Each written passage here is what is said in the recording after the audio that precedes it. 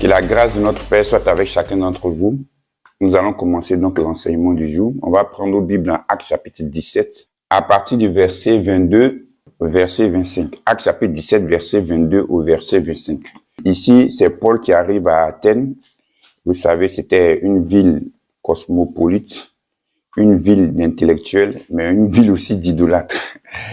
Et la Bible déclare que, comme c'était des gens qui étaient friands à écouter des discours, puisque c'était là-bas qu'ils né plus ou moins dans l'Empire grec, la philosophie.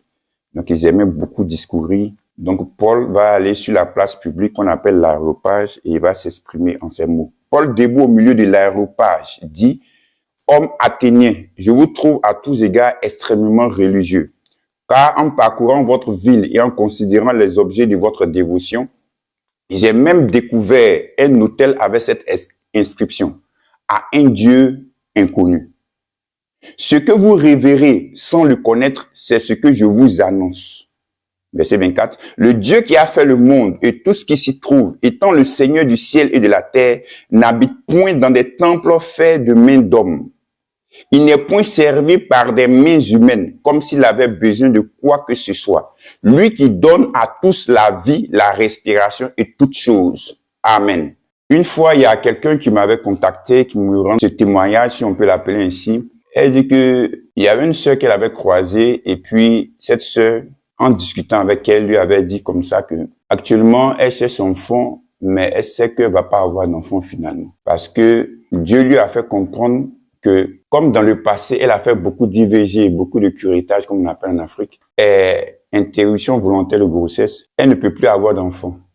Donc, ces péchés qu'elle a fait dans le passé l'ont fermé l'enfantement. Donc, Dieu lui a dit, à cause de ce que tu as fait dans le passé, je ne vais pas te donner d'enfant. Vous avez vu, ce genre de phrases, lorsque je l'entends, ça me déchire le cœur. Ça me fait extrêmement mal. Pourquoi?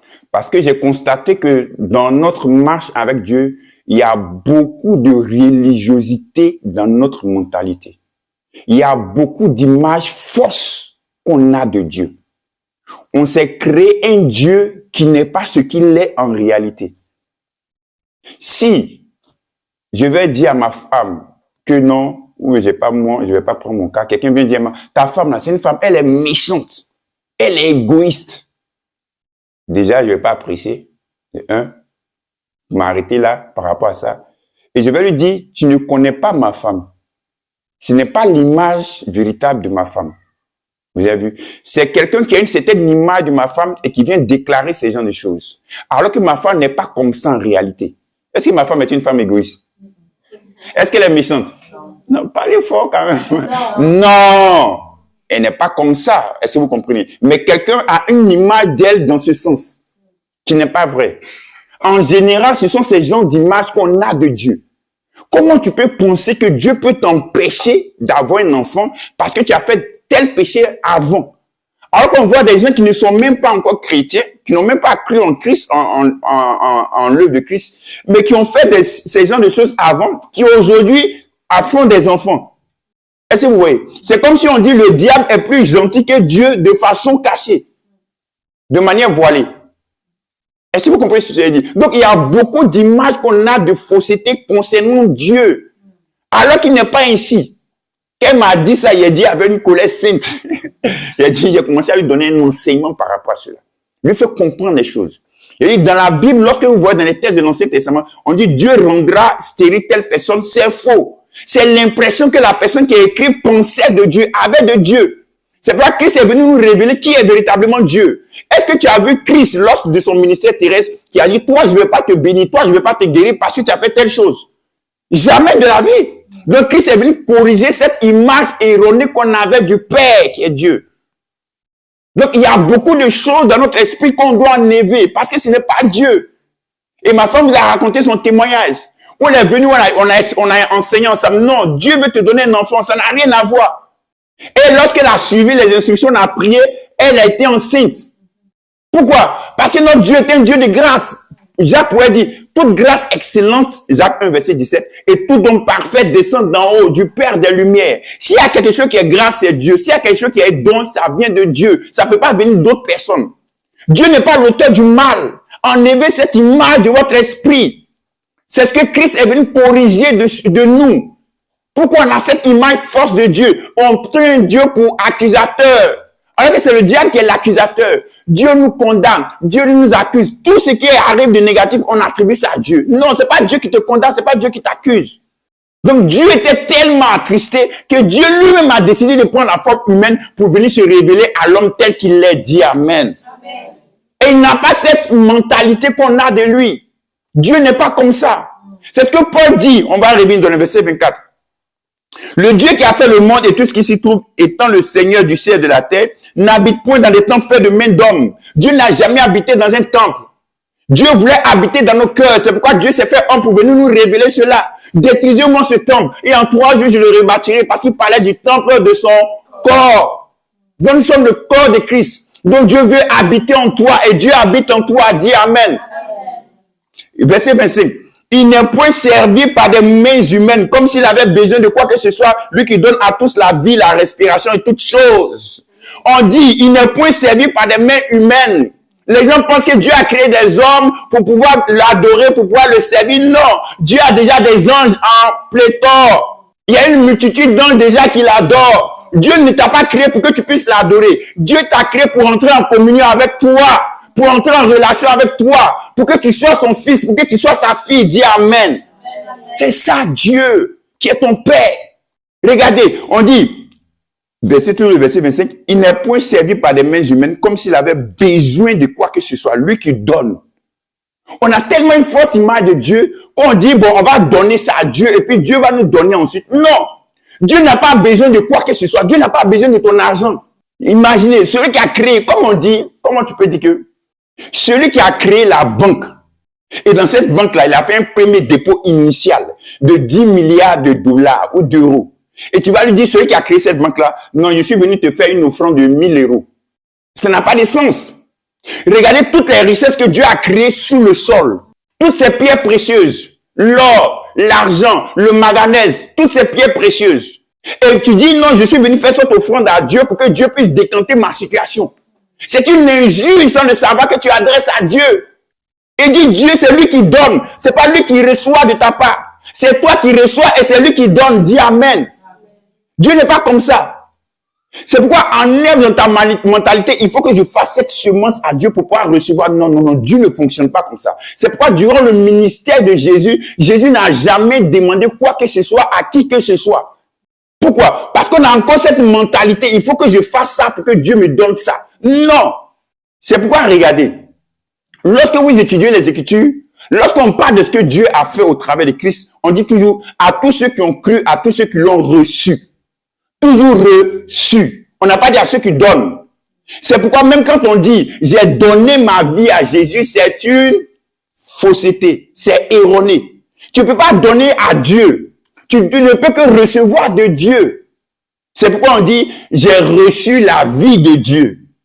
Est-ce que vous comprenez? Donc croire c'est quoi? Croire c'est recevoir ce que Dieu t'a déjà donné. Ce que Dieu a déjà donné, c'est ça, croire, recevoir.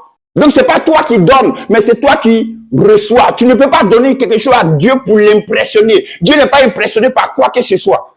Maintenant, on va aller dans Jacques chapitre 1 qui me vient à l'esprit. On va faire justice à un verset. Jacques 1, verset 5 à 8. Si quelqu'un d'entre vous manque de sagesse, qui demande à Dieu, qui donne tout à tous. Tu donnes à tous. Qui donne à tous simplement et sans reproche, et elle lui sera donnée. Mais qui la demande avec foi, sans douter, car celui qui doute est semblable au flot de la mer, agité par le vent et pousse de côté, de pousser et côte et droite. De côté et d'autre. Qu'un tel homme ne s'imagine pas qu'il recevra quelque chose du Seigneur. C'est un homme irrésolu, inconstant dans toutes ses voies. On a dit que celui qui manque de foi, les gens ont toujours dit que Dieu ne va pas lui donner. Non. Le verset ne dit pas ça, parce que Jacques, c'est lui qui nous a parlé du caractère de Dieu. Il dit, ne vous y trompez pas. Qu'un tel homme qui, toute grâce excellente, tout don parfait, descend d'en haut du Père des Lumières. Donc, c'est lui qui va te révéler le véritable caractère de Dieu. Donc, il ne peut pas dire que si tu manques de foi, donc si tu doutes, Dieu ne va pas te donner. Non. Il dit qu'un tel homme ne s'imagine pas recevoir de Dieu. On n'a pas dit que Dieu ne va pas te donner. Parce que Dieu nous a déjà tout donné en Christ. Maintenant, ici, le terme douter, celui qui doute en grec diakrino, c'est celui qui a deux opinions différentes de Dieu. Comme j'ai donné comme image. Quelqu'un qui vient dire que ma femme est méchante. Non, elle est gentille, elle est méchante. Et tu viens lui demander quelque chose. En venant lui demander quelque chose, tout en pensant qu'elle est souvent gentille, souvent méchante, tu ne seras pas sûr. Tu ne vas pas venir demander véritablement, sincèrement, avec foi, avec conviction pour venir prendre d'elle. Pourquoi? Parce que tu as une double opinion de sa personne ou de son caractère. Donc, par exemple, dans le domaine de la guérison, si tu penses que non, Dieu guérit, mais Dieu en même temps envoie la maladie pour pouvoir nous corriger, pour pouvoir nous instruire, c'est pas sûr que tu puisses recevoir la guérison que Dieu t'a déjà donnée en Christ. Parce que tu vas douter. C'est pourquoi il a dit le verset 8, c'est un homme irrésolu. En grec. C'est quelqu'un qui a une double opinion. Non, je sais que Dieu, c'est la volonté de Dieu que Dieu me donne la guérison. Non, mais souvent Dieu peut te donner la maladie pour pouvoir t'enseigner des choses. C'est la volonté de Dieu que Dieu me libère, Dieu me délivre. Non, mais souvent Dieu peut te donner ces choses pour toi t'enseigner. Tu vois, donc tu as une double opinion. Donc tu ne peux pas jouir de ce que Christ a déjà fait pour toi. Dans le contexte recevoir, tu ne peux pas jouir, tu ne peux pas te saisir. Donc il faut que tu aies une claire opinion de Dieu en ce qui concerne sa personnalité. Il faut comprendre que c'est ton Père. Et ton Père va pas te recevoir, va pas te refuser de te donner quelque chose. Il t'a déjà donné, c'est à toi de pouvoir recevoir. C'est pourquoi comprenez bien, la base de votre marche avec Dieu qui est le salut, vous l'avez reçu à quel moment? Et c'est au moment où Christ est mort. Christ était déjà mort il y a 2000 ans de cela. Donc il t'avait déjà donné sa vie. C'est quand tu as cru, en deux termes, c'est quand tu as reçu, c'est quand tu as saisi ce qui t'avait déjà été offert en Christ, que tu as commencé à jouir de ta relation avec ton Père. Est-ce que vous comprenez ce que j'ai en train de dire? Donc ce que tu recherches, Dieu t'a déjà donné cela en Christ. Maintenant, pour pouvoir recevoir ça, ou en d'autres termes, pour pouvoir jouir de cela, pour que tu puisses être épanoui avec cela, il faudrait que tu aies une claire opinion de ton Père qui est Dieu.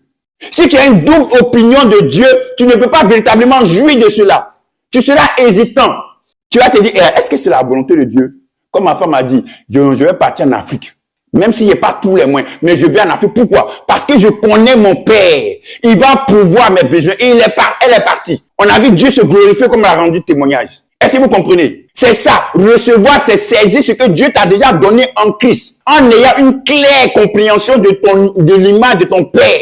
En ne doutant pas de lui. En sachant que c'est un Dieu qui est bon. C'est un Dieu qui est merveilleux. C'est un Dieu qui est compatissant. C'est pourquoi lorsque tu rentres dans ton intimité avec ton Père, tu ne vas pas commencer à dire, je te demande pardon pour tous mes péchés. Pourquoi? Parce que tu sais qu'il t'a déjà pardonné. Tu n'as plus la conscience du péché. Imaginez. Viens prendre ça, s'il te plaît, Nathanaël. Je donne ça à Nathanaël. Et puis le lendemain, Nathanaël vient me voir. Est-ce que je peux avoir un stabilo orange? C'est-à-dire, si Nathanaël vient me dire ça le lendemain, c'est que Nathanaël n'est pas sûr que ce que je lui ai donné était stabilo orange. Vous comprenez? Quand on vient souvent demander à Dieu des choses que Dieu nous a déjà données en Christ, on n'est pas sûr que nous avons véritablement ces choses-là déjà en Christ. Pourquoi? À cause de notre image qu'on a de notre Père. À cause de notre mauvaise compréhension qu'on a des Écritures. Donc, en général, vous avez remarqué, on demande à Dieu des choses que Dieu nous a déjà données en Christ. Et j'ai dit une fois à quelqu'un qui dit non, je suis possédé, j'ai tel démon, j'ai tel esprit. Il a dit, quelles que soient les églises où tu vas partir, tu vas jamais recevoir ce qu'on appelle la délivrance. Pourquoi? Parce qu'on ne peut pas délivrer quelqu'un qui n'est pas possédé. Jamais. Je reprends.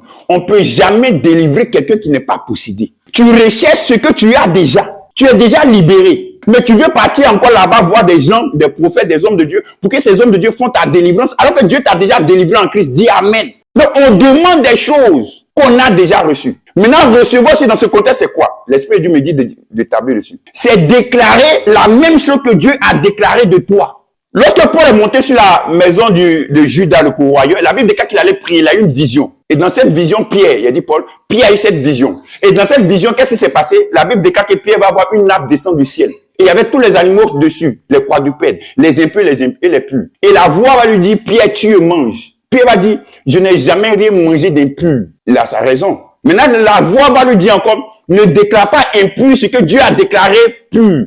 Ce que Dieu a déclaré pur, ne regarde pas comme souillé. C'est Dieu qui a déclaré pur. Ce que Dieu dit de toi, c'est ce qui est.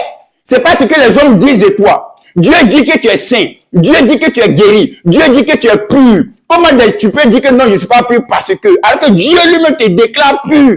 Donc, qu'est-ce que Pierre doit faire? Pierre doit déclarer, oui, je suis pur. Je mange cela parce que Dieu a déclaré ça pur. Donc, la parole de Pierre doit être maintenant en accord avec la parole de Dieu. Ce que Dieu a dit de toi, c'est la même chose que tu dois dire de toi-même aussi. Vous comprenez? Plus tu vas déclarer cela, plus tu vas voir la chose s'accomplir. Dis Amen. Marc chapitre 11, versets 23 et 24. On va prendre ce texte. Je vous le dis en vérité, si quelqu'un dit à cette montagne, ôte-toi de là et jette-toi dans la mer, et s'il ne doute point en son cœur, mais croit que ce qu'il dit arrive, il le verra s'accomplir. Il dit, vous allez voir en anglais, dans la version grecque, 3 fois le mot dire, 1 fois le mot croire. Il faut plus dire, il faut plus déclarer. Donc si tu le déclares, si tu le dis, si tu le confesses, si tu le déclares, tu vas voir cela s'accomplir. Ce que tu as déjà en Christ, si tu le déclares, la guérison, tu déclares, tu es en harmonie avec ce que Dieu dit de toi, tu vas voir la chose se manifester dans ta vie. Dis Amen. C'est ça, recevoir. Faut pas laisser les circonstances de la vie, faut pas laisser des mauvaises doctrines t'empêcher de pouvoir t'épanouir par rapport à ce que Christ a fait pour toi. Il a payé le prix ultime par sa vie qu'il a donnée à la croix. Il faudrait que tu jouisses de cela. Une fois, le Saint-Esprit m'a donné cette phrase. Il m'a dit, lorsque j'étais encore en Côte d'Ivoire, il m'a dit, quand tu regardes ta vie, penses-tu que cette vie-là, c'est ce que Christ est venu t'offrir lorsqu'il allait mourir à la croix? Est-ce que tu prends plaisir à cette vie? Cette vie dans laquelle tu es? Est-ce que tu penses que c'est cette vie-là que Dieu veut pour toi? À cause de ça, il est allé mourir à la croix pour toi. Pose-toi aussi cette même question. Est-ce que cette vie-là, ça te satisfait? Est-ce que c'est ce que tu veux véritablement? Ou tu es toujours dans la culpabilité? Ou tu es toujours dans la condamnation? Ou tu as toujours peur? C'est pourquoi Paul a dit dans Acte 17 que vous êtes des hommes très religieux, extrêmement religieux. Et ce mot religieux, c'est quoi? Et pourquoi? Parce qu'ils ont dit, ils ont mis un hôtel où ils ont mis dessus cette inscription à un Dieu inconnu. C'est pourquoi Paul a dit, vous êtes extrêmement religieux. Pourquoi? Parce que les Athéniens se disaient, bon, on connaît pas tous les dieux. Bon, on va mettre un hôtel comme ça, on sait jamais. Si on a oublié un Dieu, faudrait pas que ce Dieu-là se fâche. Donc, ils ont fait cette inscription dans la peur des représailles que ce Dieu-là puisse le faire. Donc, ils avaient une mentalité de peur. Et souvent, il y a des chrétiens qui sont tout le temps dans la peur. J'ai peur de faire ça, sinon Dieu va me frapper. J'ai peur de faire ça, sinon Dieu va me frapper. J'ai peur de faire ça. On ne vit plus. Alors que c'est pas notre père qui est comme ça. Ton papa ne peut pas avoir cette mentalité pour toi. Ne peut pas avoir ce dessein pour toi. C'est pourquoi Jérémie va dire dans le chapitre 29, verset 11. Je sais les projets que j'ai formés sur toi, dit l'Éternel. Des projets de paix et non de malheur, afin de vous donner un avenir et une espérance. En grec, le mot espérance, c'est-à-dire quelque chose de bien qui doit forcément t'arriver. Ce n'est pas le terme en français qui dit j'espère qu'il va pas pleuvoir demain. Tu n'es pas sûr. Mais dans le grec, c'est sûr. Quand tu dis j'espère que je ne va pas pleuvoir demain, c'est-à-dire c'est sûr qu'il va pas pleuvoir. Donc Dieu a pour toi des choses certaines, des choses sûres pour toi. Gloire à Dieu. Donc Dieu n'est point servi par des mains humaines. C'est Dieu qui donne et c'est toi qui reçois. C'est pas toi qui donnes à Dieu. Regardez 1 Jean chapitre 2 qui me vient à l'esprit. On doit faire justice à l'image de notre Père. On va lire versets 15 et 16. N'aimez point le monde ni les choses qui sont dans le monde. Si quelqu'un aime le monde, l'amour du Père n'est point en lui. On a tellement massacré ce verset. Écoutez bien. Verset 16. Car tout ce qui est dans le monde, la convoitise de la chair, la convoitise des yeux et l'orgueil de la vie ne vient point du Père, mais vient du monde. Donc, on va te dire c'est quoi le monde ici, le système du monde. On dit le monde, ce n'est pas ce que nous on pense. Parce qu'on dit dans Jean 3, c'est car Dieu a tant aimé le monde. Et dans ce verset, on dit n'aimez point le monde. Alors que nous disons que nous sommes à l'image de notre Père. Donc, si Dieu aime le monde, moi aussi je dois aimer le monde. Mais pourquoi ici on dit de ne point aimer le monde? Donc, le monde que Dieu aime, c'est pas ce monde dont on parle ici. Donc, il va expliquer c'est quoi ce système du monde. Verset 16, la convoitise de la chair, la convoitise des yeux, et puis l'orgueil de la vie. Maintenant, on revient au verset 15. On dit, celui qui aime le monde, l'amour du Père n'est point en lui. On n'a même pas dit l'amour de Dieu. On dit l'amour du Père. En fait, l'amour du Père est l'aliment avec lequel tu dois t'abreuver ou te nourrir chaque jour. Tu dois être conscient encore davantage de l'amour du Père à ton égard. Maintenant, on dit, si quelqu'un aime le monde, l'amour du Père n'est point en lui. On n'a pas dit l'amour pour le Père. On dit l'amour du Père. C'est-à-dire l'amour que le Père a pour toi. On n'a pas dit l'amour que toi tu as pour le Père. C'est-à-dire que si tu aimes le monde, la convoitise des yeux, la convoitise de la chair, l'orgueil de la vie, tu n'as pas encore compris combien de fois ton Père t'aime. Pas combien de fois tu aimes ton Père. Dieu n'est pas venu pour te juger, pour te condamner. Dieu veut que tu prennes conscience de lui, ce qu'il est, et de toi, ce que tu es pour lui. Et par conséquent, que tu jouisses de la vie. Est-ce que vous comprenez? Donc, le monde, ce n'est pas avoir de beaux habits, ce n'est pas avoir de beaux vêtements, ce n'est pas avoir de belles voitures. Sinon, Salomon serait disqualifié. Est-ce que vous comprenez ce que je dis? Sinon, le riche d'Arimathée, l'homme d'Arimathée n'allait pas venir devant Pilate.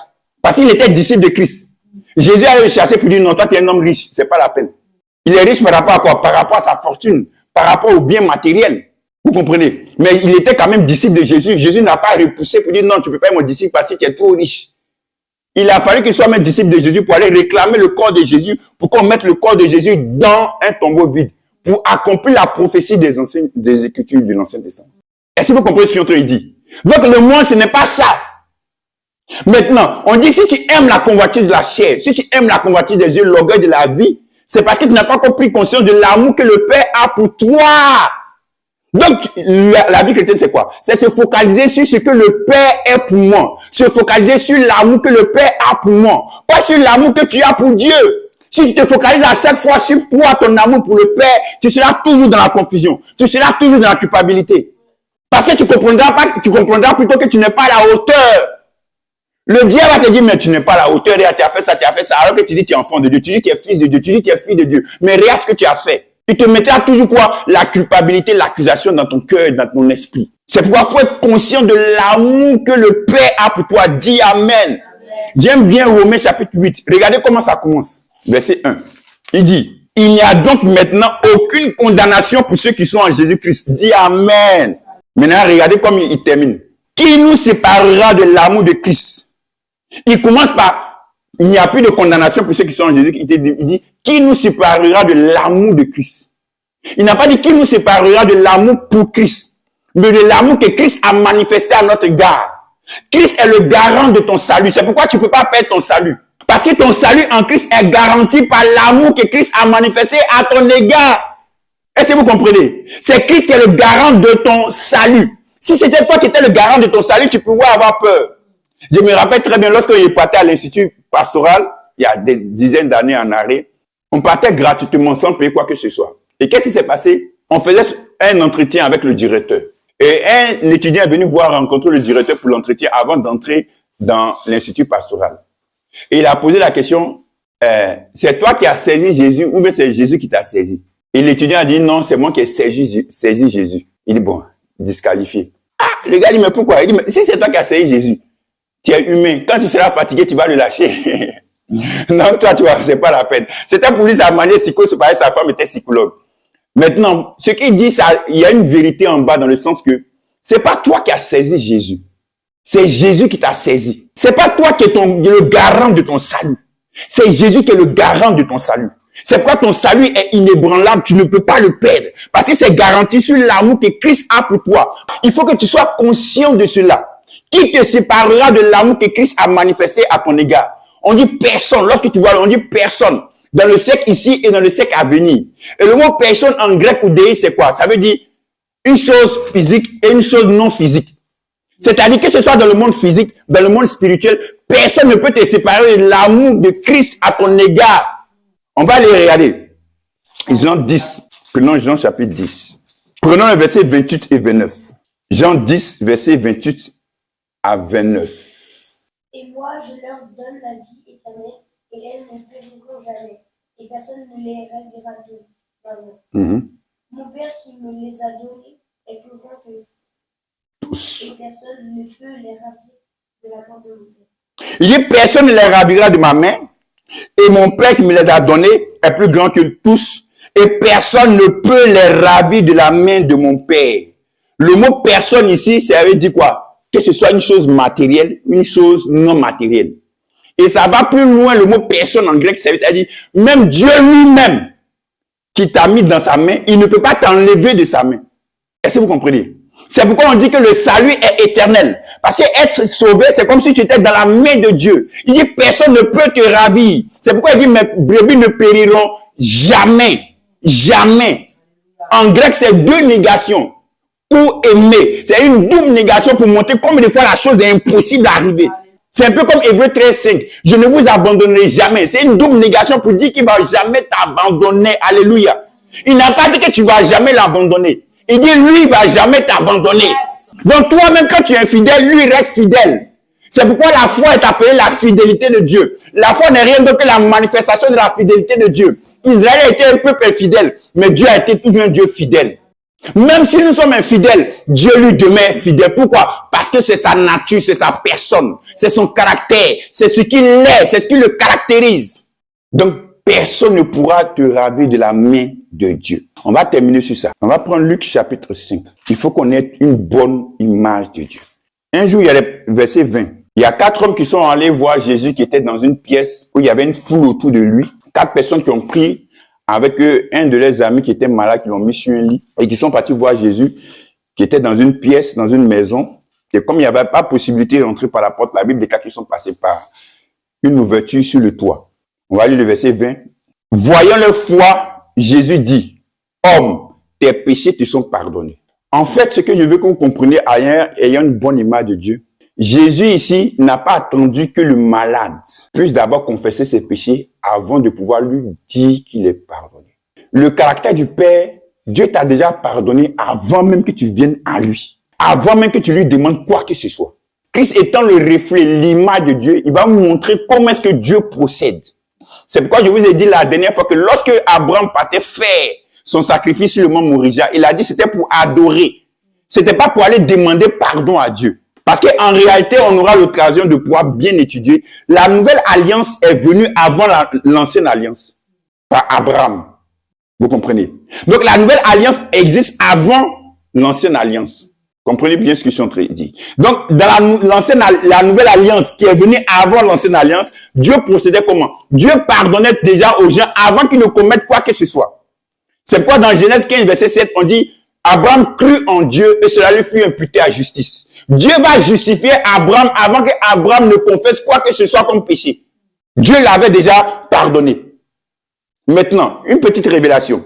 Lorsque Abraham était en train d'intercéder pour Sodome et Gomorrhe, quand Abraham demandait à l'ange, à Dieu, s'il te plaît, s'il y a 50 hommes justes, il faudrait que tu puisses épargner la ville. S'il y a 40, s'il y a 30, s'il y a 20, s'il y a 10.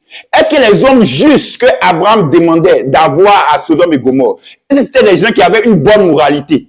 Non. Pourquoi? Parce que Abraham lui-même, il a été justifié par la foi, pas par les œuvres. Quelqu'un qui a été justifié par la foi, s'il demande qu'il y ait quelqu'un d'autre qui soit juste, il ne va pas demander que la personne qui devienne juste par ses œuvres. Si lui-même a été justifié par la foi. Donc les personnes justes que Abraham réclamait, ce n'est pas par rapport à leurs œuvres, mais c'est par rapport à la foi en la bonne nouvelle que les anges venaient annoncer. Donc la justification par la foi. C'est pourquoi je dis souvent aux chrétiens, ne sois pas trop dur vis-à-vis de l'autre. Parce que toi-même, tu as été justifié par ta foi. Tu ne peux pas demander à quelqu'un d'autre d'être justifié par ses œuvres. Parce que toi-même, tu as été justifié par ta foi. Est-ce que vous voyez la révélation qui est là? C'est pourquoi on doit être indulgent, patient vis-à-vis des autres pour qu'ils puissent manifester des bonnes œuvres en conformité de leur justice que Dieu leur a accordée en Christ. Dis Amen. Donc Christ, lorsqu'il va voir le paralytique, il va dire, tes péchés qui sont déjà pardonnés. Il n'a pas demandé quoi que ce soit. Et regardez, prenons Luc chapitre 16. La femme qui est venue dans la maison de Simon le lépreux.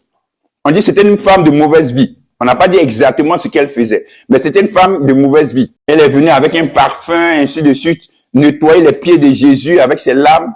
Et qu'est-ce que Jésus va dire, verset 47 à 48? C'est pourquoi je te le dis, ses nombreux péchés ont été pardonnés car elle a beaucoup aimé. Mais celui à qui on pardonne peu, aime peu. Et il dit à la femme, verset 48, tes péchés sont pardonnés. La femme n'est pas venue demander quoi que ce soit. Il a dit, tes péchés sont pardonnés. C'est comme ça que Dieu procède. Regardez Jésus à la croix. Il dit, Père, pardonne-leur, car ils ne savent pas ce qu'ils font. Est-ce que ces gens-là avaient demandé pardon à Dieu? Est-ce qu'ils avaient confessé leurs péchés? Non. Mais Jésus a dit, pardonne-leur. En d'autres termes, je leur pardonne cela. C'est comme ça le cœur de ton Père. C'est pourquoi tu vois, faut pas croire à ces pensées qui viennent dans ton esprit. Tant que tu n'as pas confessé tes péchés, Dieu va pas te donner ça. Dieu va pas manifester telle chose dans ta vie. Il faut refuser ces genres de pensées. Pourquoi? Parce que Dieu t'a déjà pardonné en Christ. Dieu t'a déjà pardonné avant même que tu viennes confesser tes péchés. Avant même que tu viennes à lui, il t'a déjà pardonné tous tes péchés. À cause de l'œuvre merveilleuse que Christ a accomplie à la croix de Golgotha. Alléluia. À cause de sa résurrection. Jésus va voir la femme prostituée, du moins prise en flagrant délit d'adultère dans Jean chapitre 8. Les pharisiens vont venir voir Jésus. Moïse dit dans de telles situations, il faut qu'on lapide à mort la femme. Jésus va dire que celui qui est sans péché soit le premier à lancer la pierre. Tout le monde est parti.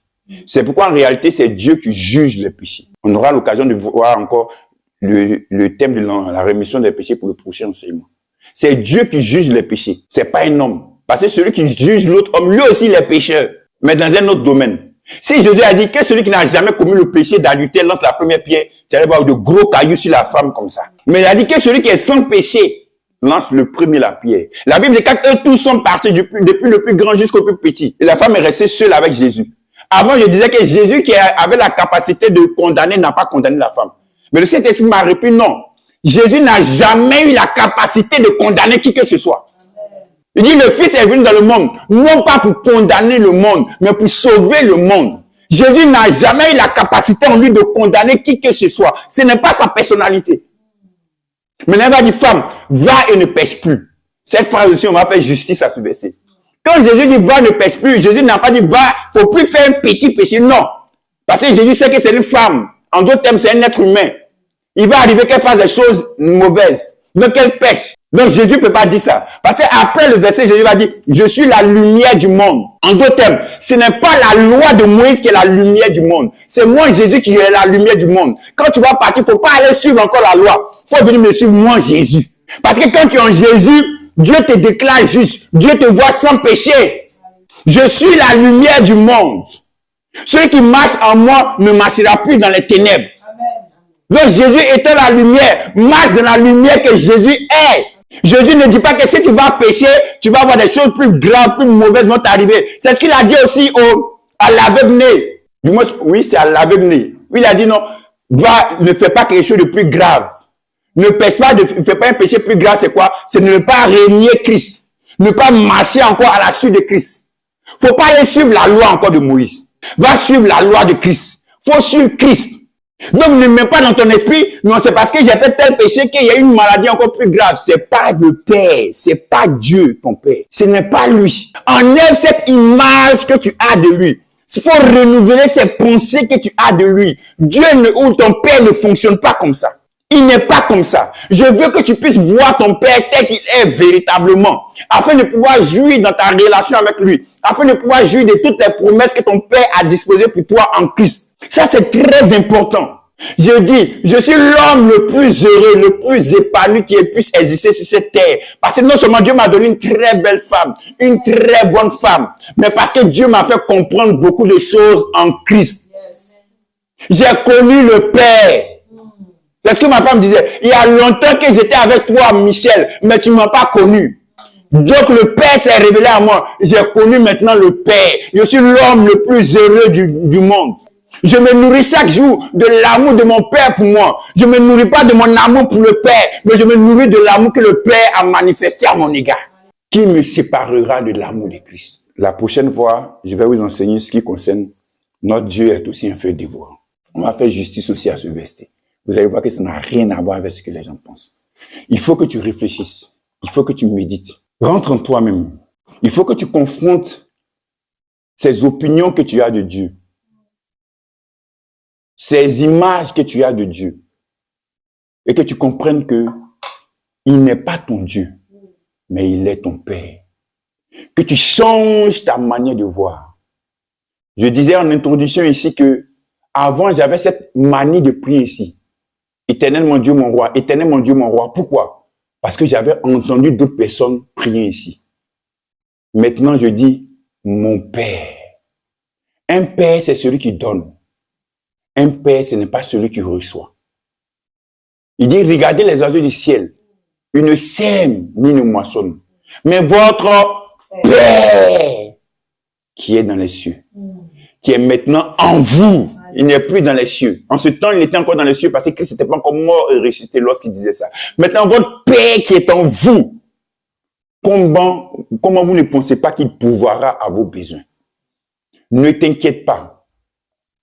Faut apprendre à recevoir ce que Dieu t'a, ou ton Père t'a déjà donné en Christ.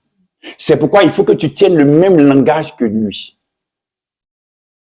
Le Saint-Esprit va dire à Pierre, ce que Dieu a déclaré pur, ne le regarde pas comme souillé. Dieu t'a déclaré pur. Dieu t'a déclaré saint. Dieu t'a déclaré juste. Dieu t'a déclaré son enfant. Dieu t'a déclaré guéri. Dieu t'a déclaré protégé. Dieu t'a déclaré une personne remplie de prospérité. Regarde-toi tel que Dieu t'a dit et commence à déclarer ces paroles que Dieu a dites de toi. Maintenant, commençons à parler à notre Père. Déclare les mêmes paroles que ton Père a déclarées sur ta vie. Déclare-le, déclare-le, déclare-le. Père, je veux te rendre grâce. Père, je déclare que je suis béni. Je déclare que je suis saint. Je déclare que je suis juste. Je déclare que je suis favorisé. J'ai la faveur de Dieu. Dieu, mon Père, je sais que tu m'aimes. Mon Père, je sais que je suis prospère. Mon Père, je sais que tu pourvois à tous mes besoins. Mon Père, je sais que je ne pourrai m'inquiéter. Je ne pourrai me soucier. Peu importe le climat politique de mon pays, peu importe le climat économique de mon pays, mais je sais que toutes choses viennent de toi, oh papa.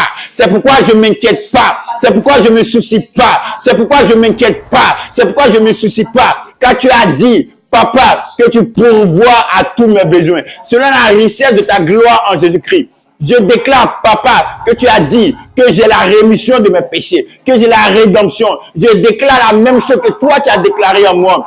Je déclare ces choses-là. Je reçois ces choses-là. Je reçois ces choses-là. Parce que tu es un Père fidèle. Parce que tu es un Père fidèle.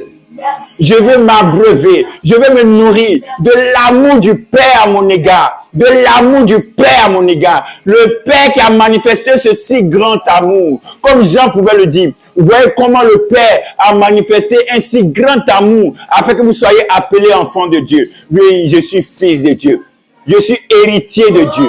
Je suis enfant de Dieu. Je suis héritier de Dieu. Je suis fils de Dieu. Je suis héritier de Dieu. Je suis un homme d'impact. Je suis un homme d'influence.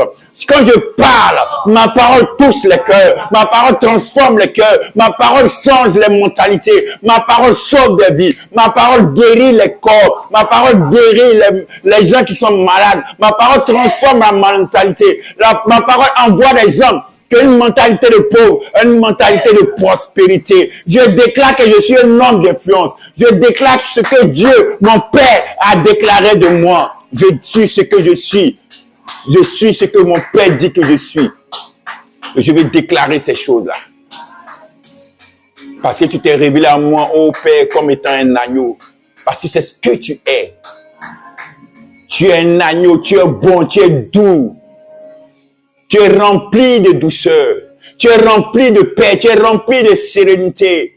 Lorsque tu étais dans le bateau, dans la barque, avec tes disciples, lorsque il y a eu la mer qui a été agitée, un vent impétueux, et tout s'était agité. Mais toi, tu dormais calmement, paisiblement, sereinement. Ô Père, parce que la sérénité te caractérise. Tu n'es point effrayé par quoi que ce soit. Tu n'es point perturbé par quoi que ce soit. Tu n'es point troublé par quoi que ce soit. Parce que tu es un agneau. Tu es l'agneau de Dieu. Donne-moi de manifester cette sérénité dans les circonstances de la vie.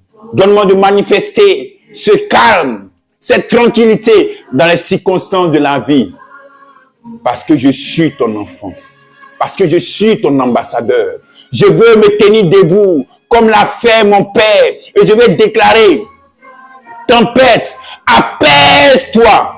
Circonstances de la vie, change-toi en ma faveur. Tourne en ma faveur, circonstances de la vie. Je déclare que la prospérité m'accompagne. Je déclare que la santé divine m'accompagne. Je déclare que la grâce de Dieu m'accompagne. Je déclare que je suis une personne juste. Je déclare que je suis une personne sainte. Je déclare que je suis une personne pure. Je déclare que je suis une personne déjà pardonnée. Je déclare que je suis une personne déjà délivrée. Je suis une personne libre. Je suis une personne libre. Parce que c'est ce que mon Père a dit de moi. Et je veux le déclarer chaque jour de ma vie afin de voir cela se manifester pour moi. Parce que mon Père est fidèle. Mon Père ne ment pas. Mon Père ne trompe point. En lui, il n'y a que la vérité. Merci, Papa, pour toutes ces personnes qui ont suivi et que ta grâce continue à se manifester et que tu continues à changer leur mentalité, leur manière de te voir afin de pouvoir recevoir, afin de pouvoir jouir de tout ce que tu nous as déjà donné en Christ. Merci, Papa, pour ta fidélité. Merci, Papa, pour ta fidélité. Laisse le Saint-Esprit continuer à faire ce travail dans ton cœur. Enlever ces conceptions, ces mauvaises opinions de ton Père, à ce que tu sois renouvelé.